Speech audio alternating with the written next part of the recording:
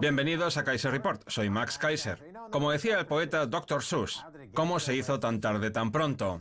Es de noche sin que haya atardecido. Es diciembre sin que pasara junio. Dios mío, ¿cómo ha volado el tiempo? ¿Cómo se hizo tan tarde tan pronto?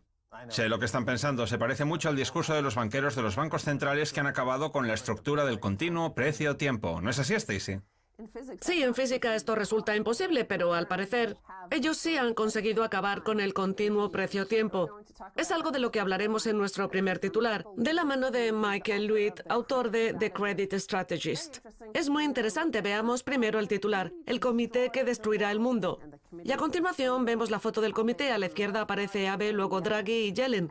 Pero antes de analizar el elemento temporal de este continuo precio-tiempo, vamos a analizar la situación referente al precio. Dice así: el sistema financiero mundial ya no posee la capacidad de producción necesaria para generar unos ingresos suficientes como para mantener los valores de los activos actuales. Es algo de lo que ya hemos hablado. Él también hace referencia a Chris Whelan, que estuvo hace poco por aquí, antes de venir a Londres, estuvo en París y afirmó lo siguiente: las políticas de tasas de interés cero y la flexibilización cuantitativa de la Reserva Federal y el BCE no están estimulando la actividad económica del sector privado, sino que la están deprimiendo. Al utilizar las reservas bancarias para adquirir bonos del Estado y agencias, el FOMC no ha hecho sino demorar el crecimiento económico privado, incluso mientras aumentaban los precios de los activos financieros de todo el mundo. Las políticas de tasas de interés cero han reducido la cantidad de los pagos de interés sobre los 15 billones de deuda estadounidense de casi los 500.000 millones a 50.000 millones. Sí, es como si yo tengo una fábrica que produce, por ejemplo, cuadros como los que se venden en las costas del sur de Francia, y que en realidad se fabrican en serie en fábricas chinas, algo que supe después de estar viviendo varios años allí. Imagínate que tú tienes una de estas fábricas y quieres que produzca más cuadros, y para lograrlo, les quitas la pintura. Desde luego esto no va a hacer que se fabriquen más cuadros, ¿no? No. Pues nosotros vivimos en una economía basada en el capital. Vivimos en un mundo capitalista que funciona con capital. Así funciona la economía capitalista. Sin embargo, la Reserva Federal, el BCE y el Banco de Inglaterra, para estimular la economía, están tomando prestado todo este capital para volver a comprarlo posteriormente, dejando al sistema desprovisto de capital. Por eso, la velocidad del dinero, es decir, a qué ritmo fluye el dinero por la economía, se ha reducido de forma constante durante los últimos 7 años. La velocidad del dinero está disminuyendo en todo el mundo, mientras que la oferta para adquirir dinero apalancado en forma de préstamos de capital sigue en aumento. Como resultado, no se produce ningún tipo de actividad. El capitalismo no puede existir sin el capital. Y si los bancos centrales no cejan en su empeño de retirar este capital del sistema, no se va a generar ningún tipo de crecimiento ni, por supuesto, habrá ningún tipo de impuesto para pagar la deuda. Y si no se paga la deuda, entramos en un círculo vicioso en el que se sigue retirando el capital para salvar el capitalismo. Es la misma mentalidad que los vietnamitas durante la guerra de Vietnam, que tuvieron que destruir sus aldeas para salvarlas.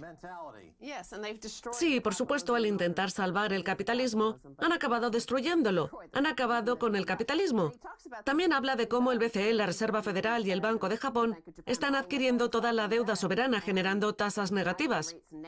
Y esto nos lleva a la siguiente sección, en la que hablaremos del tiempo. Y citaremos a Einstein, porque obviamente no podemos hablar del tiempo sin hablar de Einstein. Como dijo Albert Einstein, la única razón para que el tiempo exista es que no ocurra todo a la vez. Este principio se cumple también en el caso de la deuda. Esta se generó porque en las economías no puede ocurrir todo a la vez. Para poder sustentarnos tenemos que adelantar parte de la riqueza futura al presente.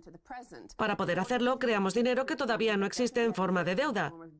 Luego esperamos ganar ese dinero en el futuro a través de nuestras actividades económicas y finalmente saldar la deuda. Hyman Minsky nos enseñó que el capitalismo es inestable porque es un sistema financiero y acumulativo con pasados, presentes y futuros. A continuación, nos explica cómo la deuda se creó como instrumento para mitigar la inestabilidad inherente al capitalismo. Pero ahora hemos retrocedido en el tiempo. La deuda intenta paliar esta inestabilidad mediante contratos que en última instancia dependen de la buena voluntad de los firmantes. En ese sentido podemos ver la auténtica tragedia de las tasas de interés negativo. No solo tienen el perverso efecto de revertir el curso del tiempo, sino que demuestran que los prestatarios no actúan con los incentivos de buena fe que normalmente se asocian a aquellos que necesitan dinero. En lugar de pagar en el futuro, los prestatarios pagan en el pasado porque efectivamente están intentando devolver algo que no quieren. Dicho acuerdo hace imposible que una economía crezca. Sí, lo que nosotros utilizamos para medir el tiempo se llama reloj. Y cuando miras las manecillas del reloj moverse, puedes ver qué hora es. Son las 2 en punto, las 4 en punto, van a ser las 6 en punto. Este es el instrumento que utilizamos para determinar el tiempo. También el calendario, por ejemplo, nos ofrece una buena referencia del tiempo que vendrá antes o después. Ahora bien, ¿existe un equivalente en el mercado de deuda, un instrumento que nos permita saber dónde nos encontramos en esta analogía económica? La respuesta es que sí. Se llama curva de tasas de interés. La curva de tasas de interés es mayor cuanto más lejos está del vencimiento de una deuda. Una deuda que venza mañana tendrá una tasa de interés bajísima porque el riesgo de impago de un día para otro es muy pequeño y solo habría que cobrar el interés de un día. Pero si la deuda es a 30 años, obviamente, tendrás que pedir un tipo de interés mayor, ya que se estará manteniendo esta deuda durante 30 años, ya sean bonos del Estado, bonos corporativos, etc. Y, en consecuencia, existe un mayor riesgo. Así pues, es lícito exigir una tasa de interés mayor. Por lo tanto, la curva de tasas de interés sería el equivalente del reloj si queremos aplicar esta analogía einsteiniana a las tasas de interés del mercado de deuda. ¿Qué pasa, por lo tanto, cuando todas las tasas de interés son cero? Porque ahora tanto las tasas de interés a un día, a 10 años o a 30 años de los bonos del Estado están en torno al cero. Para explicar esta situación en términos einsteinianos, nos dirigimos a través de un horizonte de sucesos hacia un agujero negro. Si acabamos en un agujero negro, si Einstein hubiera acabado en un agujero negro, habría viajado a través de un caótico agujero de gusano y se habría convertido a la teoría de cuerdas y los espaguetis. Se habría convertido así pues en el monstruo del espagueti volador, sin duda alguna, mientras que nosotros habríamos terminado por tirar todos nuestros libros de religión y nos habríamos convertido en seguidores del Einstein monstruo del espagueti volador. En economía, con las políticas ZIRP o de tasas de interés cero, se produce una regresión en el tiempo. Se intenta comprar tiempo. Hace un par de semanas escribí sobre esto en Twitter y me están machacando otra vez por esto mismo. Dije que las políticas de tasas de interés cero son un intento de las élites para conseguir tiempo porque tienen pánico del escenario que se les viene encima. El estallido del ecosistema, el mercado de la deuda a punto de explotar, el mercado de valores también a punto de estallar. Están dispuestos a darle dinero al gobierno aunque suponga pérdidas, con la esperanza de que de alguna forma el gobierno agite su varita mágica y los salve de una muerte segura. Son como los faraones del antiguo Egipto a los que enterraban con todo el oro. Me voy a llevar todo el oro, vaya donde vaya. Esto es el interés negativo para la décima parte de la décima parte del 1% de la población. Van a llevar su dinero al gobierno alemán o al gobierno suizo con la esperanza de que estos los salven de una miserable muerte financiera tras haber sido los promotores del terrorismo financiero. Ben Bernanke, Janet Yellen, Mario Draghi, Mark Carney son mucho peores que los nazis, peores que Al-Qaeda y peores que cualquier yihad del mundo porque ellos han destruido el mundo como tal. Si Einstein viviese, lo señalaría como un peligro igual al de la bomba atómica cuyo uso él mismo trató de frenar con tanta elocuencia. Volviendo al continuo precio-tiempo, hemos visto cómo al destruirse su estructura se han generado unos mayores niveles de deuda. El artículo señala lo siguiente. Al destruir la estructura temporal y moral del dinero, las tasas de interés negativo destruyen la propia economía. Cuando no se puede pagar el futuro, el régimen actual debe caer. La única pregunta por resolver será, ¿qué forma adoptará este desplome? Puede sonar a filosofía, pero hablamos de la pura y dura realidad. Esto va mucho más allá de la represión financiera. Se trata de un acto hostil por parte del gobierno contra el pueblo. El gobierno le ha declarado la guerra a todo aquel que no sea socio de Goldman Sachs mediante estas tasas de interés negativo. Es el disparo que se oyó en todo el mundo y que desencadenó la famosa revolución estadounidense. Las tasas de interés negativos son el disparo financiero que impulsará la insurrección mundial contra la ocupación de los banqueros. Y reuniremos las fuerzas necesarias, mediante las divisas codificadas, el oro y la plata, para empezar a arrancar cabelleras. En Atenas ya están preparados. Sí, pero igual que sucede en la historia del Dr. Fausto, hay ciertas cosas que no hay que intentar. Hay ciertos principios que no han de ser alterados. El continuo espacio-tiempo es una de estas cosas. Como ya dijo el profesor Stephen Hawking, no jueguen con eso. Lo que hay que saber es si quedará algo después del experimento del precio-tiempo. Y es que se trata de un experimento puesto en marcha por el Banco de Japón y el BCE, siguiendo los pasos de la Reserva Federal. Se trata de un experimento del que desconocemos quiénes son los autores, qué se está haciendo o qué tipo de teclas están tocando. ¿Qué es lo que pasará después? Tampoco lo sabemos. Bueno, en Gran Bretaña, los ciudadanos que están siendo víctimas de estas políticas de austeridad, porque la austeridad forma parte de la represión financiera que incluye las tasas de interés cero y las futuras tasas de interés negativo, estos ciudadanos a los que se les está empobreciendo tienen que entender que no se trata de una política económica necesaria para ver la luz al final del túnel. Tienen que entender que se están riendo de ellos y que básicamente los están metiendo en una especie de campo de concentración. Es tan claro que están experimentando con ellos. Es como si todos nosotros estuviésemos en un campo de concentración global y fuésemos víctimas de este experimento, dirigido por gente que no sabe lo que hace. Se trata de una eugenesia financiera. Las víctimas del Reino Unido ven cómo su capital, sus finanzas y su economía están siendo eugenésicamente transformados por el Dr. Fausto, es decir, Mark Carney, y su banda de psicópatas. Bueno, quizá este fin de semana es un buen momento para renacer, quizás un buen momento para que todo esto acabe y dar paso a un nuevo comienzo. Hippity hoppity, ya llega la Pascua. Un conejito de Pascua mutado, huevos de Pascua con tasas de interés cero. Ábrelos y se llevarán todo tu dinero. Tenemos que irnos. ¡Feliz Pascua! No se pierdan la segunda parte, tenemos mucho más.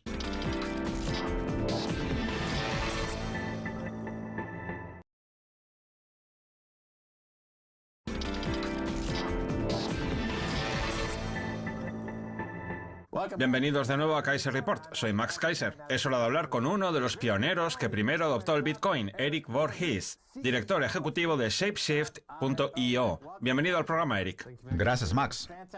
Fenomenal, porque ya habíamos tenido en el programa a los grandes pioneros del Bitcoin y nos faltaba usted para hacer el pleno. Ya tuvimos a Roger Ver, Charlie Shrem, Trace Mayer, Tony Galippi. Sí, somos como los Pokémon. Puede tenernos a todos. Es fantástico. Nuestro programa fue uno de los primeros en hablar del Bitcoin y me alegra muchísimo que ya tengamos nuestra colección de Pokémons. Bueno, hablemos de Shapeshift.io. Usted es el director ejecutivo, pero su historia se remonta a la adopción temprana del Bitcoin. Hubo una fase inicial de adquisición de Bitcoins, a continuación se difundió el mensaje y ahora vemos cómo muchas empresas están creciendo gracias a la tecnología de cadena de bloques. Shapeshift.io es una de ellas. Usted es su director ejecutivo y a la empresa le está yendo fenomenal. Háblenos de esto. Sí, empecé a trabajar hace un año cuando dejé Coinapult, la empresa donde trabajaba de director ejecutivo. Se trata básicamente de una plataforma instantánea de intercambio de divisas digitales. No hay que registrarse ni crear una cuenta. Funciona como una máquina expendedora de divisas digitales. Introduces una divisa y se recibe otra. El objetivo es lograr un intercambio de activos rápido y exento de problemas. Sí, hablemos de esto porque Starcoin, nuestra moneda, también está en la plataforma Shapeshift. Sí, le está yendo muy bien. Sí, por cierto, tengo Starcoins gratis para usted. Así le damos las gracias a nuestros invitados con Starcoins gratuitos. Bueno, a diferencia de otras plataformas de intercambio, como Bittrex, por ejemplo, donde puedes acceder al mercado, interaccionar en los intercambios y cambiar una divisa por otra, imagino que Shapeshift adopta un enfoque distinto. Ustedes ofrecen una conversión instantánea. ¿Cómo lo hacen? ¿Tienen un inventario de las monedas que pueden utilizar o se sirven de un modelo que permita compensar posibles pérdidas al final de cada jornada? Sí, funciona como una máquina expendedora. Tenemos un inventario de todas las divisas que ofrecemos. Se parece mucho a servicios como Travelex. Cuando estás en el aeropuerto te diriges a Travelex y no necesitas tener una cuenta con ellos. Simplemente les entregas euros y ellos te devuelven libras. Se trata de un sistema rápido y fácil. Obviamente sus tasas son mucho más elevadas que las nuestras, pero el mecanismo es el mismo. De acuerdo, lo he entendido. Mantienen el enfoque de la máquina expendedora y se limitan a almacenar constantemente estas divisas. Los gastos de transacción son casi inexistentes. Como sucede en el mundo de las criptodivisas, las tasas son insignificantes. Entre 0,2 y el 1%. ¿Cómo está creciendo su empresa? Imagino que habrá experimentado un desarrollo Bien, muy rápido. está muy bien. Tuvimos un crecimiento del 40% mensual durante 6 meses y en febrero un crecimiento del 90%. La plataforma está en plena expansión y es una muy buena señal, sobre todo si consideramos que la economía del Bitcoin se ha visto perjudicada durante el último año en lo que al precio se refiere.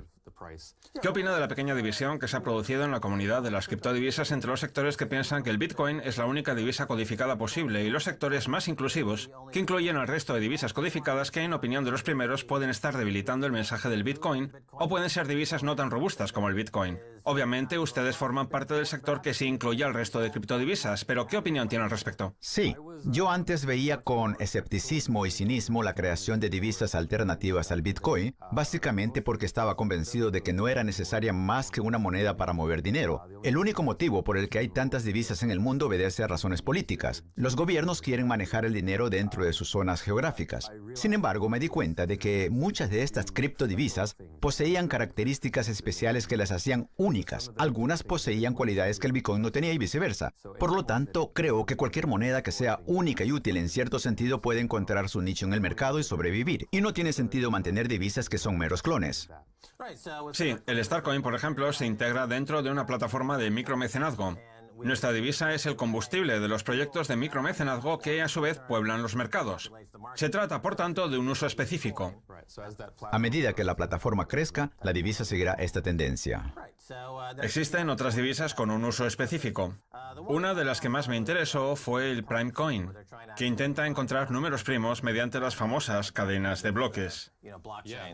Sí, se han hecho muchos experimentos, muchos de ellos sin éxito, pero eso es experimentar. Bueno, los dos entonces pertenecemos al sector inclusivo de las criptodivisas en plural. Pero hablemos del Bitcoin porque la semana pasada se extrajeron 14 millones de Bitcoins. Solo queda por extraer un tercio de todos los Bitcoins disponibles, lo que llevaría unos 100 años más o menos. Ahora bien, ¿es el precio del Bitcoin lo suficientemente alto como para seguir con este proceso de extracción de Bitcoins? Porque el año pasado los extractores y el proceso de extracción del Bitcoin se vieron sacudidos. ¿Qué piensa al respecto? Hay que analizarlo de la misma forma en la que analizamos el precio del petróleo o del oro. Cuando el precio sube, es mucho más fácil financiar proyectos para seguir extrayendo estos materiales. Sin embargo, cuando el precio baja, los mineros tienen que parar la extracción. Lo vemos en los pozos de petróleo, por ejemplo. Sí, los mineros de oro también están cerrando porque el precio de la extracción del oro es superior a los beneficios que se consiguen en el Así mercado. es. Es el mismo modelo, ¿verdad? Muchos mineros han sido afectados. Los menos eficientes tendrán que dejar de extraer bitcoins. Es un mecanismo de autocorrección. O sea, que esta analogía de las minas, que a muchos les pareció pretenciosa en su momento, acabará por ser cierta. Sucede lo mismo que en la minería. Si los costes no se Sí. amortizan, se cierra la mina. Sí, sí. Hablemos ahora de otra tendencia que se está poniendo de moda. Consiste en decir que te gusta la cadena de bloques, pero que odias el Bitcoin. Sí, muchos expertos en finanzas, en banca y en tecnología rechazaron la idea de Bitcoin durante mucho tiempo porque pensaban que las divisas no podían existir sin contar con el beneplácito de los gobiernos. Ahora, se han dado cuenta de que el experimento sigue creciendo y que cada vez atrae más atención y más capital de inversión.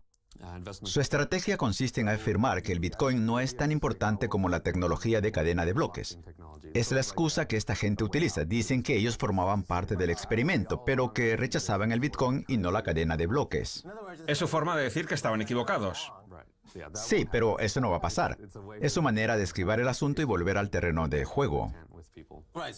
Dicho de otra manera, ahora que han visto cómo los inversores de capital de riesgo y del Valle del Silicio invierten millones de dólares en este negocio, no quieren reconocer que estaban totalmente equivocados y que han cambiado de opinión y esgrimen el argumento del Bitcoin y de la cadena de bloques.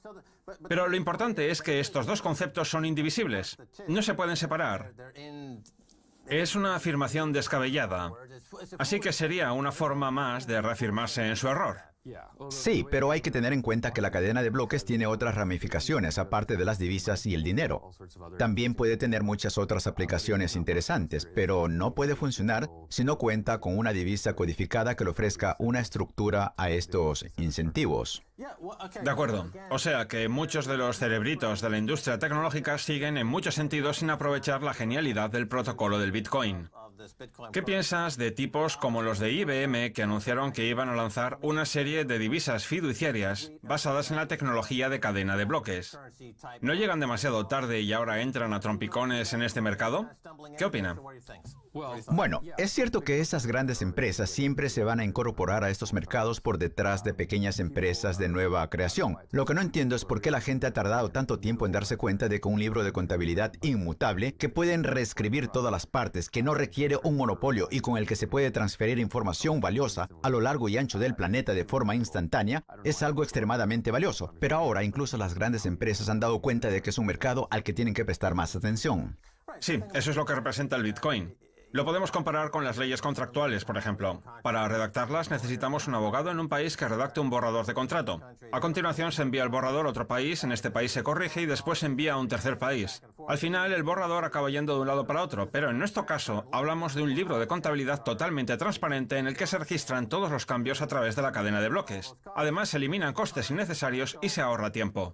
Hay que eliminar todo este ensamblaje financiero como antes de la crisis, cuando los mercados financieros cerraron, ninguna empresa grande sabía quién tenía qué activos porque estaban registrados en papeles que desaparecieron en Matrix. O como pasó con el escándalo de las hipotecas que desaparecieron. Las hipotecas desaparecieron pero nadie sabía nada. Vamos a los tribunales, vamos a denunciarlos a todos, todo eso desaparece. Si el sistema hubiese contado con la tecnología de la cadena de bloques, nada habría pasado. Bien, hablemos ahora de John Perry Barlow, uno de los pensadores más influyentes de la esfera digital. Usted tuiteó la siguiente afirmación de John Perry Barlow durante los talleres de cadena de bloques en Stanford. Ustedes son los arquitectos de las herramientas de la libertad y la esclavitud a la vez. ¿Qué cree que quería decir con esto? ¿Está usted de acuerdo? Sí, estoy de acuerdo. Básicamente afirma que el Bitcoin no es la panacea de la libertad. Se trata de una tecnología con pros y contras en función del uso que se le dé. El Bitcoin nos ofrece una gran privacidad, pero también es fácil de rastrear, dependiendo de cómo se utilice. Así pues, en función de cómo evolucionen los protocolos y de lo que se construya, obtendremos una herramienta de liberación o de vigilancia. En muchos casos, serán las dos, tal y como sucede con Internet, que se ha convertido en la principal herramienta de vigilancia masiva, pero al mismo tiempo en la herramienta más liberadora de toda la historia. Pero esta tecnología de encriptación es como una madriguera a la que nunca se podrá acceder. Es decir, la utilización de la tecnología del Bitcoin y de la cadena de bloques como una fuerza política subversiva reside en su capacidad de congregación. Si, por ejemplo, no estás contento con el gobierno en el poder y quieres sustituirlo por otro distinto, para así acabar con la vigilancia permanente, el acoso 24 horas o el procesamiento injusto en casos como el de Charlie Shrimp, la extralimitación en casos como el de .com o la persecución a muerte por parte de la MPAA, la Asociación Cinematográfica de Estados Unidos, en casos como el de Aaron Swartz, la codificación ofrece un refugio inviolable. John Perry Barlow tiene parte de razón, pero por otro lado, tenemos que entender que se trata de un refugio permanente para los disidentes. Sí, pero hay que entender cómo funcionan estos refugios. La gente tiene que saber que los refugios existen y comprender que el mero hecho de usar el Bitcoin no garantiza ningún tipo de privacidad. Tienen que saber cómo utilizarlo de forma privada y segura, al igual que al utilizar Internet. Así pues, en función de cada usuario y del uso que le dé cada individuo, será una herramienta para la vigilancia o para la liberación. Así es, pero como vemos, con un gobierno cada vez más opresivo, la curva de aprendizaje de los usuarios sobre el uso de esta tecnología se incrementará notablemente. Por ahora no creo que vayan a enseñar el programa de encriptación de correos electrónicos en las escuelas. Todavía no, a no ser que Shapeshift.io tome el mando. Nosotros, como Starcoin, estamos encantados con este nuevo lanzamiento. Hablamos de una empresa que se propaga como la pólvora y que pronto aparecerá en el listado de valores del Nasdaq. Eric Varghese, gracias por estar en Kaiser Report. Gracias, Max. Muy bien, esto es todo por hoy en Kaiser Report. Soy Max Kaiser junto a Stacy Herbert. Quiero agradecer su presencia a nuestro invitado, Eric Varghese, director ejecutivo de Shapeshift.io. Para contactar con nosotros, envíenos un tweet a Kaiser Report. Hasta la próxima, adiós.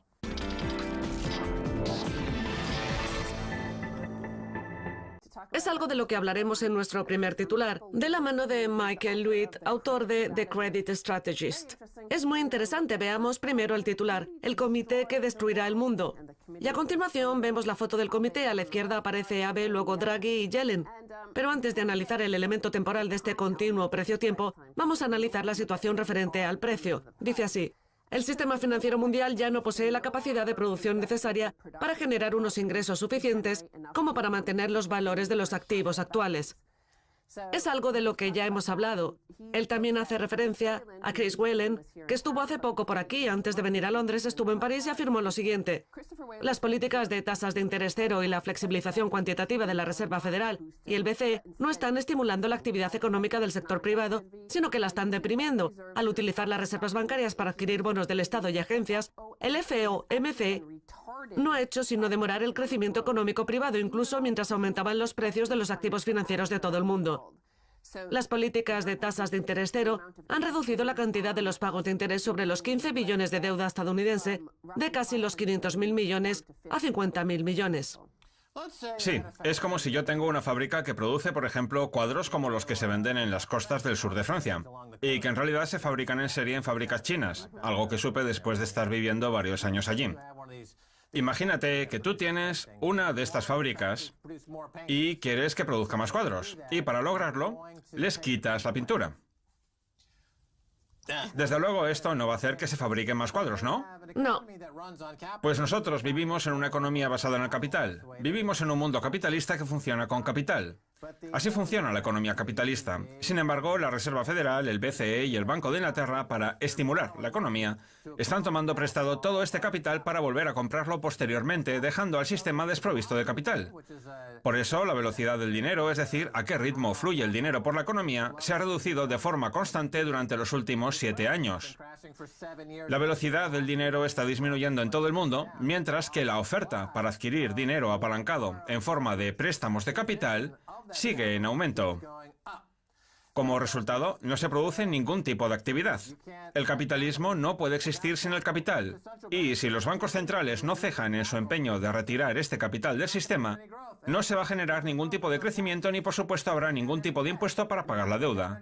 Y si no se paga la deuda, entramos en un círculo vicioso en el que se sigue retirando el capital para salvar el capitalismo. Es la misma mentalidad que los vietnamitas durante la guerra de Vietnam, que tuvieron que destruir sus aldeas para salvarlas. Sí, por supuesto, al intentar salvar el capitalismo,